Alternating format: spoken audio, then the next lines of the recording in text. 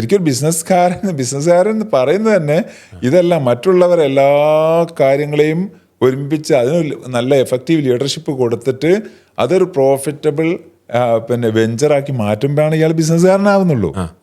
അതാണ് വലിയ വ്യത്യാസം. കാരണം ആ ഡിസിഷൻ മേക്കിങ്ങിൽ തീരുമാനം എടുക്കാൻ ചിലപ്പോൾ ഒരൊറ്റ ആൾ മതി സെൽഫ് എംപ്ലോയ്മെന്റിൽ. അയാളാണ് അതിന്റെ ദുരിതം പേറുന്നതും അതിന്റെ ഗുണം അനുഭവിക്കുന്നതൊക്കെ അയാളായിരിക്കും.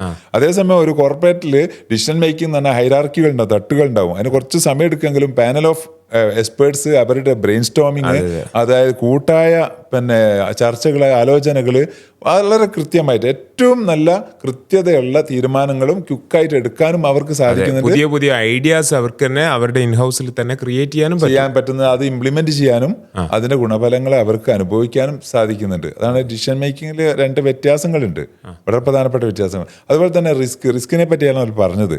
റിസ്ക് അതുപോലെ റെസ്പോൺസിബിലിറ്റി, ഉത്തരവാദിത്തങ്ങളും അതിന്റെ റിസ്ക്കും എന്ന് പറയുന്നത് ഈ സെൽഫ് എംപ്ലോയിയിൽ അയാളെ തലയിൽ തന്നെ എല്ലാ റിസ്ക്കും റെസ്പോൺസിബിലിറ്റി അയാളെ തലയിൽ തന്നെ, ഉത്തരവാദിത്തങ്ങളും. വേറെ എവിടേക്കും അത് കെട്ടിവെക്കാനോ അത് ഭാരം ഇറക്കി വെക്കാനോ പറ്റില്ല. മറ്റേതുണ്ടല്ലോ 1000 തൊഴിലാളികളോ അല്ലെങ്കിൽ അതിന് ഹൈറാർക്കികളും ടോപ്പ് ലെവൽ മാനേജേഴ്സ്, അതിന്റെ മിഡിൽ ലെവൽ മാനേജേഴ്സ്, സൂപ്പർവൈസേഴ്സ്, ഫോർമാൻ, വർക്ക് എന്ന് പറയുന്ന പല തട്ടുകളിലേക്ക് ഇത് റിസ്ക്കും അതുപോലെ തന്നെ അതിന്റെ റെസ്പോൺസിബിലിറ്റിയും ഡിവൈഡ് ചെയ്യപ്പെടുകയാണ്. അല്ലെ സ്റ്റേക്ക് ഹോൾഡേഴ്സ്, മിനിമം സ്റ്റേക്ക് ഹോൾഡേഴ്സ്, ഷെയർ ഹോൾഡേഴ്സും അതുപോലെ ഡയറക്ടർ ബോർഡും ജോയിന്റ് MDയും മാനേജിംഗ് ഡയറക്ടറും ചെയർമാനും അല്ലെങ്കിൽ എക്സിക്യൂട്ടീവ് ഡയറക്ടറും ഒക്കെ ചേർന്നിരിക്കുന്ന ഒരു സംവിധാനത്തിലേക്ക് അതിൻ്റെ റിസ്ക് റെസ്പോൺസിബിലിറ്റി ഷെയർ ചെയ്യപ്പെടുകയും അതിൻ്റെ ലയബിലിറ്റി എന്ന് പറയുന്ന അതിൻ്റെ ലയബിലിറ്റി ഉണ്ടാവുമല്ലോ, ബാധ്യതകൾ അത് ലിമിറ്റ് ചെയ്യപ്പെടുകയും ചെയ്യണം. അത് പ്രൈവറ്റ് ലിമിറ്റഡ്.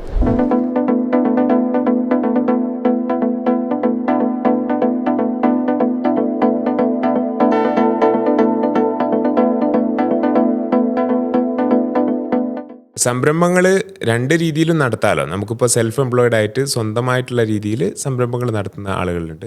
എന്നാൽ വളരെ സിസ്റ്റമാറ്റിക് ആയിട്ട് വളരെയധികം കോർപ്പറേറ്റ് ലെവലിലൊക്കെ രീതിയിൽ ബിസിനസ് പോകുന്നവരുണ്ട്.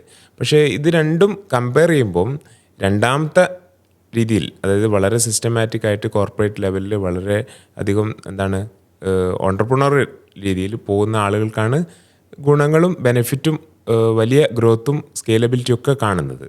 ഇതിൻ്റെ കാര്യങ്ങളിലേക്ക് നമുക്കിന്ന് കടക്കാൻ തോന്നുന്നു. അതെ, സെൽഫ് എംപ്ലോയ്മെന്റ് എന്ന് പറയുന്നത് തന്നെ ഒരു എംപ്ലോയി ആണല്ലോ. എംപ്ലോയി, സെൽഫ് എംപ്ലോയി, പിന്നെ അത് ബിസിനസ്സിലേക്ക് വരുന്നു, ഇൻവെസ്റ്റർ ആവുന്നു, അങ്ങനെ 3-4 ഘട്ടങ്ങൾ.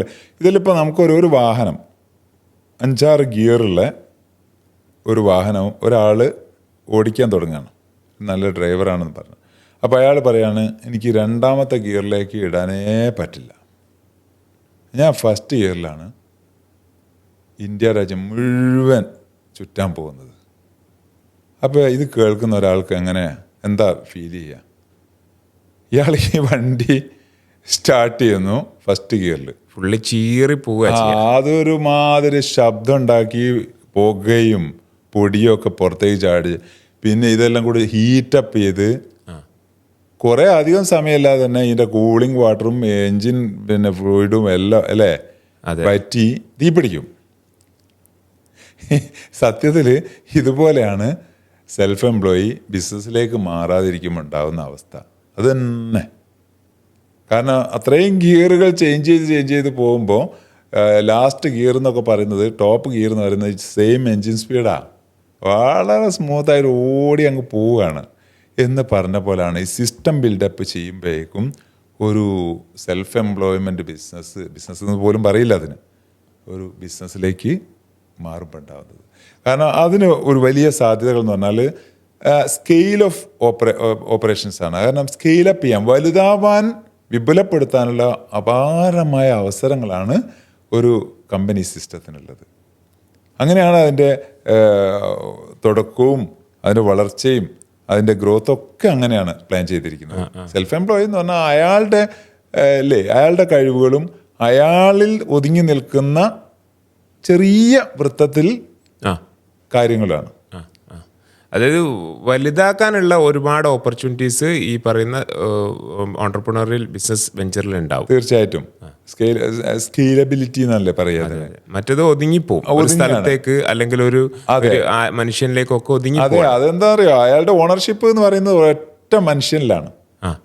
സെൽഫ് എംപ്ലോയി ഒരൊറ്റ മനുഷ്യൻ അധ്വാനിച്ചാൽ അയാള് ആക്റ്റീവായിട്ട് പണിയെടുത്താൽ അയാളുടെ സമയം കൊടുത്താൽ അതിന് തക്കതായ പ്രതിഫലം കിട്ടുന്ന ഒരു അവസ്ഥ മാത്രമാണ് ജോലി തന്നെയാണത്. അപ്പൊ ഈ ഓണർഷിപ്പ് സ്ട്രക്ചർ ഇല്ലേ, അപ്പൊ ഓണർഷിപ്പ് സ്ട്രക്ചറിൽ ഇപ്പം ഒന്നുകിൽ പ്രൊപ്പറേറ്റർഷിപ്പ് ആയിട്ടോ അല്ലെങ്കിൽ സിംഗിൾ ഓണർഷിപ്പിലൊക്കെ ആയിരിക്കുമല്ലോ ഉണ്ടാവുക. സിംഗിൾ ആൻഡ് പ്രൊപ്പറേറ്റർഷിപ്പിനാണ് നമ്മൾ പലപ്പോഴും സെൽഫ് എംപ്ലോയ്മെന്റ് എന്ന് പറയുന്നത്. പക്ഷെ മറ്റേത് ഒരു LLP എങ്കിലും ലിമിറ്റഡ് ലയബിലിറ്റി പാർട്ണർഷിപ്പ് ആയിട്ടെങ്കിലും നമുക്ക് കമ്പനി ഫോർമേഷൻ, അതല്ലേ പ്രൈവറ്റ് ലിമിറ്റഡ് കമ്പനി അല്ലെങ്കിൽ പബ്ലിക് ലിമിറ്റഡ് കമ്പനി അല്ലെങ്കിൽ സർക്കാരുമായി ചേർന്ന് ജോയിന്റ് ആയിട്ട് പ്രൈവറ്റ് ഗവൺമെന്റ് സെക്ടർ, ഇങ്ങനെ പലതരത്തിൽ നമുക്കത് ഓപ്പറേറ്റ് ചെയ്യാൻ പറ്റുന്നുണ്ട്. അതൊക്കെ വിപുലമായ വളർച്ചയ്ക്കുള്ള അവസരങ്ങളാണ് നമുക്ക് മുമ്പിൽ തുറന്നു വരുന്നത്. പക്ഷേ അവിടെയുള്ള അവർക്കുള്ള ഈ പറയുന്ന സെൽഫ് എംപ്ലോയ്മെന്റിൽ നിൽക്കുന്ന ആളുകളുടെ കൺസേൺ എന്ന് പറഞ്ഞു കഴിഞ്ഞാൽ എന്താണ്, ഇത് കൂടുതൽ റിസ്കി അല്ലേ? ഇപ്പം LLP ആയിട്ട് ഫോം ചെയ്യുമ്പോൾ റിസ്ക് കൂടൂലേ, കൂടുതൽ ചെലവ് കൂടൂലേ, കൂടുതൽ എന്താണ് തലഭാരം വരില്ലേ എന്നൊക്കെ ഉള്ളതായിരിക്കും. അല്ലെങ്കിൽ പ്രൈവറ്റ് ലിമിറ്റഡ് ആകുമ്പോൾ അതിലും റിസ്ക്കും അതിലും തലവേദന വരില്ലേ എന്നൊക്കെ ഉള്ള കൺസേൺ ആയിരിക്കും ഉണ്ടാവുക. അതെന്താണ് അതിനെങ്ങനെ? പക്ഷേ ഇതെന്താണെന്നറിയോ, അവരിൽ ഒതുങ്ങി നിൽക്കാൻ വേണ്ടിയിട്ട് പഴയ സമ്പ്രദായത്തിലാണ് അവരിൽ തന്നെ ഒതുങ്ങി നിൽക്കുന്ന ഒരു ഘടനയാണ് അവർ മനസ്സിൽ തന്നെ പിന്നെ വിഷ്വലൈസ് ചെയ്യുന്നുള്ളൂ. അതേസമയം നമ്മളെ other people's money, other people's work, other people's idea, other people's expertise, other people's time, ഇതെല്ലാം കൂടി ചേരുമ്പോഴാണ് ഒരു ലിവറേജ് സിസ്റ്റം ബിസിനസ്സായിട്ട് മാറുന്നത്. ശരിക്കും ഒരു ബിസിനസ്സുകാരൻ എന്ന് പറയുന്നത് തന്നെ ഇതെല്ലാം മറ്റുള്ളവരെല്ലാ കാര്യങ്ങളെയും ഒരുമിപ്പിച്ച് അതിന് നല്ല എഫക്റ്റീവ് ലീഡർഷിപ്പ് കൊടുത്തിട്ട് അതൊരു പ്രോഫിറ്റബിൾ പിന്നെ വെഞ്ചറാക്കി മാറ്റുമ്പോഴാണ് ഇയാൾ ബിസിനസ്സുകാരനാവുന്നുള്ളൂ. അതാണ് വലിയ വ്യത്യാസം. കാരണം ആ ഡിസിഷൻ മേക്കിങ്ങിൽ തീരുമാനം എടുക്കാൻ ചിലപ്പോൾ ഒരൊറ്റ ആൾ മതി സെൽഫ് എംപ്ലോയ്മെന്റിൽ. അയാളാണ് അതിന്റെ ദുരിതം പേറുന്നതും അതിന്റെ ഗുണം അനുഭവിക്കുന്നതൊക്കെ അയാളായിരിക്കും. അതേസമയം ഒരു കോർപ്പറേറ്റിൽ ഡിസിഷൻ മേക്കിംഗ് തന്നെ ഹൈറാർക്കികൾ ഉണ്ടാവും, തട്ടുകൾ ഉണ്ടാവും. അതിന് കുറച്ച് സമയം എടുക്കുമെങ്കിലും പാനൽ ഓഫ് എക്സ്പേർട്സ് അവരുടെ ബ്രെയിൻ സ്റ്റോമിങ്, അതായത് കൂട്ടായ പിന്നെ ചർച്ചകൾ, ആലോചനകൾ വളരെ കൃത്യമായിട്ട് ഏറ്റവും നല്ല കൃത്യതയുള്ള തീരുമാനങ്ങളും ക്വിക്കായിട്ട് എടുക്കാനും അവർക്ക് സാധിക്കുന്നുണ്ട്. പുതിയ പുതിയ ഐഡിയാസ് അവർക്ക് തന്നെ അവരുടെ ഇൻഹൗസിൽ തന്നെ ക്രിയേറ്റ് ചെയ്യാൻ പറ്റുന്നത്, അത് ഇംപ്ലിമെന്റ് ചെയ്യാനും അതിന്റെ ഗുണഫലങ്ങളെ അവർക്ക് അനുഭവിക്കാനും സാധിക്കുന്നുണ്ട്. അതാണ് ഡിസിഷൻ മേക്കിങ്ങിൽ രണ്ട് വ്യത്യാസങ്ങളുണ്ട്, വളരെ പ്രധാനപ്പെട്ട വ്യത്യാസങ്ങൾ. അതുപോലെ തന്നെ റിസ്കിനെ പറ്റിയാണ് അവർ പറഞ്ഞത്. റിസ്ക് അതുപോലെ റെസ്പോൺസിബിലിറ്റി, ഉത്തരവാദിത്തങ്ങളും അതിന്റെ റിസ്ക്കും എന്ന് പറയുന്നത് ഈ സെൽഫ് എംപ്ലോയിയിൽ അയാളെ തലയിൽ തന്നെ എല്ലാ റിസ്ക്കും റെസ്പോൺസിബിലിറ്റി അയാളെ തലയിൽ തന്നെ, ഉത്തരവാദിത്തങ്ങളും വേറെ എവിടേക്കും അത് കെട്ടിവെക്കാനോ അത് ഭാരം ഇറക്കി വെക്കാനോ പറ്റില്ല. മറ്റേതുണ്ടല്ലോ 1000 തൊഴിലാളികളോ അല്ലെങ്കിൽ അതിന് ഹൈറാർക്കികളും ടോപ്പ് ലെവൽ മാനേജേഴ്സ്, അതിന്റെ മിഡിൽ ലെവൽ മാനേജേഴ്സ്, സൂപ്പർവൈസേഴ്സ്, ഫോർമാൻ, വർക്ക് എന്ന് പറയുന്ന പല തട്ടുകളിലേക്ക് ഇത് റിസ്ക്കും അതുപോലെ തന്നെ അതിന്റെ റെസ്പോൺസിബിലിറ്റിയും ഡിവൈഡ് ചെയ്യപ്പെടുകയാണ്. അല്ലെ സ്റ്റേക്ക് ഹോൾഡേഴ്സ്, മിനിമം സ്റ്റേക്ക് ഹോൾഡേഴ്സ്, ഷെയർ ഹോൾഡേഴ്സും അതുപോലെ ഡയറക്ടർ ബോർഡും ജോയിന്റ് MDയും മാനേജിംഗ് ഡയറക്ടറും ചെയർമാനും അല്ലെങ്കിൽ എക്സിക്യൂട്ടീവ് ഡയറക്ടറും ഒക്കെ ചേർന്നിരിക്കുന്ന ഒരു സംവിധാനത്തിലേക്ക് അതിൻ്റെ റിസ്ക് റെസ്പോൺസിബിലിറ്റി ഷെയർ ചെയ്യപ്പെടുകയും അതിൻ്റെ ലയബിലിറ്റി എന്ന് പറയുന്ന അതിൻ്റെ ലയബിലിറ്റി ഉണ്ടാവുമല്ലോ, ബാധ്യതകൾ അത് ലിമിറ്റ് ചെയ്യപ്പെടുകയും ചെയ്യണം. അത് private limited liability, partnership limited liability, ഇങ്ങനെ ലയബിലിറ്റി ലിമിറ്റ് ചെയ്യപ്പെടും. മറ്റേ ലയബിലിറ്റി മൊത്തം അയാളുടെ തല്ലിലാണ്. ഇതൊക്കെ വലിയ അന്തരമുണ്ട്. അപ്പൊ അതിനെക്കുറിച്ച് പഠിച്ച് മനസ്സിലാക്കുമ്പോൾ ഇപ്പം നടക്കുന്ന പല ബിസിനസ് എന്ന് പേരിട്ട് അനുഭവിച്ചുകൊണ്ടിരിക്കുകയാണ്. അതിന്റെ കഷ്ടതകളും പ്രയാസങ്ങളും ദുരിതങ്ങളും അനുഭവിച്ചുകൊണ്ടിരിക്കുന്ന ഈ സെൽഫ് എംപ്ലോയി തീർച്ചയായിട്ടും അതൊരു ബിസിനസ് സിസ്റ്റത്തിലേക്ക് മാറ്റുക എന്നുള്ളതിലേക്ക് വരണം. അതെ. അപ്പോൾ ഈ റിസ്കിനെ കുറിച്ച് പറഞ്ഞു. അപ്പോൾ റിസ്ക് ഉണ്ടെങ്കിൽ പോലും ഇതിൽ അവർക്ക് ഇൻകം ഉണ്ടാക്കാനുള്ള ഓപ്പർച്യൂണിറ്റി ഉണ്ടല്ലോ, റിസ്ക്കും കുറവാണ്. അതുപോലെ തന്നെ ഇൻകം റവന്യൂ എന്ന് പറയുന്നത് അത് പാസീവ് ഇൻകാണ്. മറ്റേതില് ഇയാൾ ആക്റ്റീവ് ഇൻകാണ്. ഇയാളുടെ സമയം അധ്വാനം എത്ര കൊടുക്കുന്ന അത്ര അതിന് തക്കതായ പ്രതിഫലം ഒരു പണിയെടുക്കുന്ന ജോലിക്കാരന് കിട്ടും പോലെ അയാൾക്ക് കിട്ടുന്നുള്ളൂ. മറ്റേ ആൾക്ക് അതല്ലല്ലോ, അത് പാസീവ് ഇൻകാണ്, അതായത് പൈപ്പ് ലൈൻ ഇൻകാണ്. അതിന് ലിമിറ്റ്സ് ഇല്ല. ഇത് ഒരു ടാപ്പിൽ നിന്ന് ഇറ്റി വീഴുന്ന ബക്കറ്റ് ഇൻകം എന്ന് പറയാം. ആക്റ്റീവ് ഇൻകാണ്, മറ്റേ പാസീവ് ഇൻകാണ്. അത് വലിയ വ്യത്യാസമാണ്. പൈപ്പ് ലൈൻ ഇൻകാണ്, അത് ഹ്യൂജ് ആയിട്ടുള്ള ഇൻകാണ് അത് കൊണ്ടുവരുന്നത്. ബിസിനസ് നമുക്കറിയാലോ. അപ്പൊ ഇതിൽ വരുന്ന വർക്ക് ഫോഴ്സിന്റെ കാര്യം പറയുകയാണെങ്കിൽ വർക്ക് ഫോഴ്സിനെ കുറിച്ച് എന്താണ് പറയാനുള്ളത്? വർക്ക് ഫോഴ്സ് എന്ന് പറയുന്നത് ഇപ്പോ ഈ ഒരാളും അയാളെ ചുറ്റിപ്പറ്റിയുള്ള കുറച്ച് ആളുകളും അതൊരു ടീമായിട്ടൊന്നും ഒരാൾക്കൂട്ടം കുറച്ച് ആളുകളെ വെച്ചുള്ള ഒരു പരിപാടിയായിട്ട് അത് നമുക്ക് എണ്ണാൻ പറ്റുള്ളൂ. അതേസമയം ഇതിനൊരു അസൈൻ ചെയ്ത ജോബുള്ള ഏറ്റവും ഡെസിഗ്നേഷൻ പവറുകൾ ഇരുത്തിയ ആളുകളുടെ റെസ്പോൺസിബിലിറ്റി, അതുപോലെ തന്നെ അവരുടെ കമ്മിറ്റ്മെൻറ്റ്, അവരുടെ ടീം വർക്ക്, അവരെ എനർജി പ്ലസ് എനർജി സിനർജൈസ് ചെയ്യപ്പെടുന്ന അവരുടെ ടോട്ടൽ എനർജി, അതൊരു ടീമാണ്. അതെ, അതിലൊരു വൈബ് വരുന്നുണ്ട്. അതൊരു വൈബാണ്, അതൊരു മോട്ടിവേറ്റിംഗ് ഫാക്ടറും അതുപോലെ ഒരു വൈബും ഒരു വൈബ്രൻസി, എന്തൂസിയാസം, എനർജി എന്ന് പറയുന്ന ലെവലിലേക്ക് അത് മൾട്ടിപ്ലൈ ചെയ്യപ്പെടുകയാണ്. അതെ അതെ. പിന്നെ അതിന് പരിധികളില്ല. അത് ഏത് രീതിയിലേക്കും അതിനെ ഡൈവേഴ്സിഫൈ ചെയ്യാനും പരിമിതികളൊക്കെ വിട്ടിട്ട് അത് വിപുലമായ ഒരു തലത്തിലേക്കാണ് അത് വളരുന്നത്. അതെ, ബൗണ്ടറീസ് ഒക്കെ ട്രാൻസെൻഡ് ചെയ്ത് പോവാണ്. ചെയ്തിട്ടാണ് അത് ഒരു കമ്പനി അല്ലെങ്കിൽ ഒരു ബിസിനസ് സിസ്റ്റമായി വളരുന്നത്. ടീമാണല്ലോ, അവിടെ ടീമേ ഉള്ളൂ. ഇവിടെ ആൾക്കൂട്ടായിരിക്കും, അത് ടീമാണ്. അതാണ് വ്യത്യാസം. അത്തരത്തിൽ അതുപോലെ തന്നെ ഇതിന്റെ ഒരു മൂലധനം, ക്യാപിറ്റൽ റിക്വയർമെന്റ് എന്ന് പറയുന്നത്, ഇപ്പോൾ ഒരു സെൽഫ് എംപ്ലോയിക്ക് അയാളും അല്ല അയാളെ വീട്ടിൽ കുടുംബം, അയാൾക്ക് കിട്ടാവുന്ന ഫ്രണ്ട്സ്, അതിൽ നിന്ന് അക്യുമുലേറ്റ് ചെയ്യുന്ന, അതിൽ നിന്ന് കളക്ട് ചെയ്യുന്ന, ജനറേറ്റ് ചെയ്യുന്ന ഒരു ഫണ്ട് അയാൾക്ക് എപ്പോഴും അയാളെ കൈവശം ഉള്ളൂ. അതേസമയം ഒരു പ്രൈവറ്റ് ലിമിറ്റഡ് കമ്പനി ആകുമ്പോൾ തന്നെ എണ്ണപ്പെട്ട കുറേ ഷെയർ ഹോൾഡേഴ്സ്, അവരിലേക്ക് അത് എത്തുകയാണ്. അവരുടെയൊക്കെ കപ്പാസിറ്റി യൂട്ടിലൈസ് ചെയ്യപ്പെടുകയാണ്. ഇനി പബ്ലിക് ഇഷ്യൂ ചെയ്യുന്ന പബ്ലിക് ലിമിറ്റഡ് കമ്പനി ആകുമ്പോഴേക്കും അത് ഓപ്പൺ മാർക്കറ്റിലേക്കാണ് പോകുന്നത്. ആർക്കും ഇതിലേക്ക് വരാവുന്ന വലിയ വിപുലമായ ഒരു ക്യാപിറ്റൽ കളക്ഷനിലേക്ക്, അക്യുമുലേഷനിലേക്ക് അത് വരികയാണ്. അപ്പോൾ വലിയ ഫണ്ട് ഇട്ട് വലിയൊരു ലെവലിലേക്ക് അത് വലിയൊരു കമ്പനി കോർപ്പറേറ്റ് ആയിട്ട് വളരാനുള്ള ഒരു കിണറും കടലും പോലെയാണ്. അതന്നെ, ഒരു കിണറും ഒരു കടലും പോലെ വ്യത്യസ്തമാണ് ഇതിന്റെ ക്യാപിറ്റൽ സാധ്യതകളും ഫണ്ട് സോഴ്സിങ് സാധ്യതകളും അതിൻ്റെ അവസരങ്ങളും അങ്ങനെ തന്നെയാണ്. അപ്പോൾ പിന്നെ കുറച്ച് റെഗുലേറ്ററി സിസ്റ്റങ്ങൾ, റെഗുലേഷൻസ് എന്ന് പറഞ്ഞാൽ നിയമങ്ങൾ, കോർപ്പറേറ്റ് ലോ, അതുപോലെ തന്നെ അവിടെയുള്ള ലേബർ ലോ, അവിടെ ടാക്സേഷൻ ലോ, ഇതൊക്കെ സെൽഫ് എംപ്ലോയിക്ക് വളരെ ചെറിയ രീതിയിൽ എഫക്റ്റ് ചെയ്യുന്നുള്ളെങ്കിൽ കോർപ്പറേറ്റിന് അത് വലിയ രീതിയിലാണ്. പക്ഷേ അതിനുള്ള സിസ്റ്റം അവിടെ ഉണ്ട്, അതിനുള്ള റവന്യൂ അവിടെ ഉണ്ട്, അതിനുള്ള എല്ലാ സാധ്യതകളും അവിടെ ഉണ്ട്. അപ്പോൾ അത് കമ്പാരിറ്റീവ്ലി അതൊരു വലിയ വിഷമമല്ല, ഒരു വിഷമവുമില്ല. കാരണം അതിന് ഡിപ്പാർട്ട്മെന്റുകളുണ്ട്, അതിന് തക്കതായ അത് സമയോചിതമായി കൈകാര്യം ചെയ്യപ്പെടുന്ന എക്സ്പേർട്ടുകളുണ്ട്.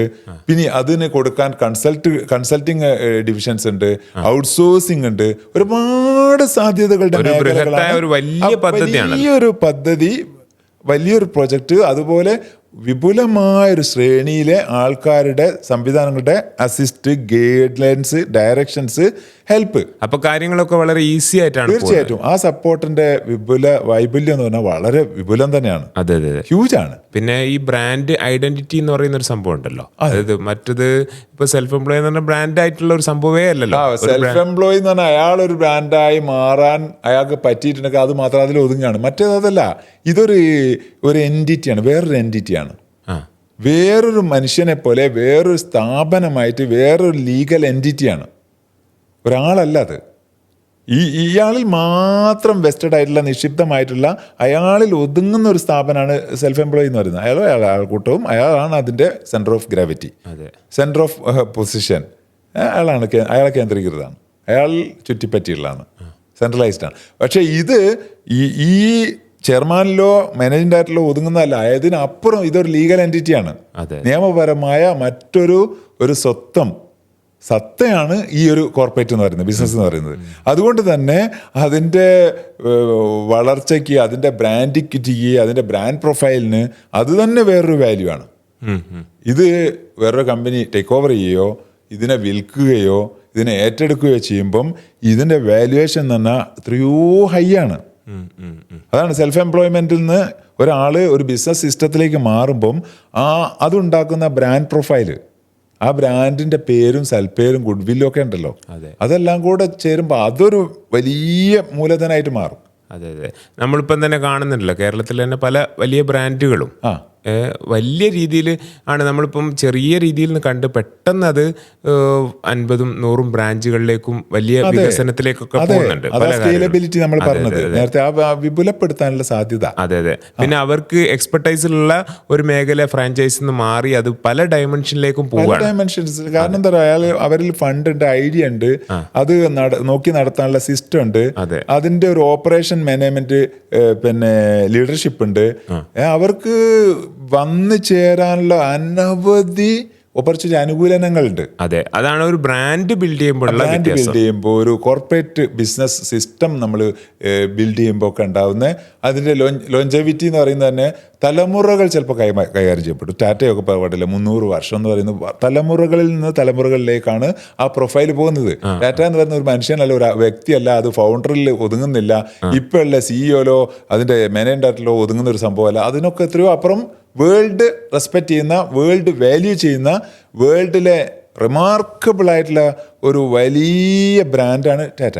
അതെ, ഇതുപോലെ ഒരുപാട് ബ്രാൻഡുകളുണ്ട്. ഞാൻ വെറുതെ ഉദാഹരണത്തിന് ടാറ്റ പറഞ്ഞതേ ഉള്ളൂ. അപ്പോൾ ഈ ലോങ്ജെവിറ്റി, ട്രാൻസ്ഫറബിലിറ്റി, അത് ട്രാൻസ്ഫർ ചെയ്യപ്പെടാൻ അടുത്ത തലമുറയിൽ നിന്ന് അടുത്ത തലമുറയിലേക്ക് അടുത്ത തലമുറയിലേക്ക് അങ്ങനെ ലോകം മുഴുക്കെ വ്യാപിക്കുന്ന വലിയൊരു ഗുഡ് വിൽ എൻറ്റിറ്റി ഒരു ബ്രാൻഡായിട്ട് ഒരു ബിസിനസ് സിസ്റ്റം മാറുകയാണ്. അപ്പോൾ ഒരു സെൽഫ് എംപ്ലോയിക്ക് ഏത് സമയം വേണമെങ്കിലും ഈ സിസ്റ്റത്തിലേക്ക് ചുവട് വെക്കാം. അതൊരു ഗ്രാജ്വൽ ഗ്രോത്ത് ആണ്. എങ്കിലും ഈ ഒരു ആറ്റിറ്റ്യൂഡിൽ നിന്നൊരു മാറ്റമാണ്. അതായത് സെൽഫ് എംപ്ലോയ്മെൻ്റ് ആറ്റിറ്റ്യൂഡിൽ നിന്ന് ഒരു ബിസിനസ് എൻറ്റിറ്റിയുടെ ഓണർഷിപ്പിലേക്കുള്ള മാറ്റം എന്ന് പറഞ്ഞാൽ ആദ്യം നടക്കേണ്ടത് മാനസികവും ആറ്റിറ്റ്യൂഡിനൽ ലെവലും അല്ലേ, അത് ഇന്റേണൽ ആയിട്ടുള്ള ഒരു മാറ്റമാണ്. അതെ അതെ, സ്വന്തമായിട്ടാണ്. അതായത് സംരംഭകന്റെ ഉള്ളിലാണ് ആ മാറ്റം ആദ്യം വിത്തിടുന്നത്. അവിടെ നിന്നാണ് പുറത്തേക്ക് ഈ ബിസിനസ് സിസ്റ്റമായിട്ട് വളരുന്നതും വികസിക്കുന്നതും വിപുലപ്പെട്ട് വിജയിക്കുന്നത്. അതെ അതെ, അങ്ങനെയുള്ള നല്ലൊരു മാറ്റത്തിലേക്ക് ഇപ്പോൾ സെൽഫ് എംപ്ലോയിഡ് ആയിട്ട് പോകുന്ന ഒരുപാട് സംരംഭകരുണ്ടാവും.